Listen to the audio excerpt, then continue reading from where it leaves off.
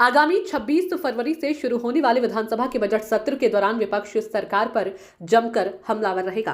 पूर्व नेता प्रतिपक्ष प्रीतम सिंह ने आम जनता से जुड़े कई ज्वलंत मुद्दों को विधानसभा में उठाने की बात कही है। उन्होंने कहा कि सदन में जनहित के मुद्दे उठाएंगे। पूर्व नेता प्रतिपक्ष ने कहा कि सरकार बजट सत्र को लंबा रखे, राज्यपाल के अभिभाषण पर चर्चा और विभागीय बजट पर चर्चा हो सके और प्रश्नकाल में भी सदन को घेरने की विपक्ष ने रणनीति बना ली है। तो वहीं कार्यमंत्रणा समिति से इस्तीफा देने की बात पर पूर्व नेता प्रतिपक्ष ने भी सरकार पर कई गंभीर सवाल उठाए और कहा कि जब पिछले सत्र को ही जारी रखा गया तो संसदीय परंपराओं के तहत कार्य होना चाहिए, लेकिन सरकार बहुमत के आधार पर फैसले की बात कहती है और कार्य संचालन नियमावली की भी अनदेखी की जाती है।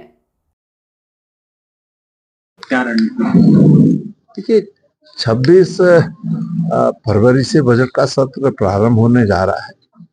कांग्रेस प्रदेश के जो जनहित के मुद्दे हैं उसको सदन के अंदर प्राथमिकता के आधार पर उठाने का काम करेगी। बजट सत्र है, हम सरकार से अपेक्षा करते हैं कि सरकार बजट सत्र को लंबा रखने का काम करेगी ताकि राज्यपाल के अभिभाषण पर चर्चा हो सके, राज्यपाल के अभिभाषण के साथ साथ जो है बजट पर चर्चा हो सके, फिर विभागीय बजट पर चर्चा हो सके और प्रश्नकाल और कार्य स्थगन भी हो सके और हम प्रश्नकाल में भी और कार्य स्थगन के माध्यम से सरकार को सदन के अंदर घेरेंगे। आपने जब कार्य मंत्रणा की बैठक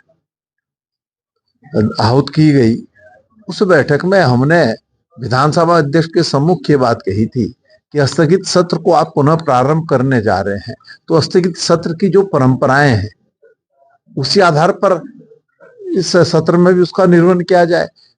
लेकिन सत्ता के मद में मदमस्त जो है सरकार कहती है कि हमारे पास बहुमत है, हम बहुमत के आधार पर हर चीज पारित करेंगे।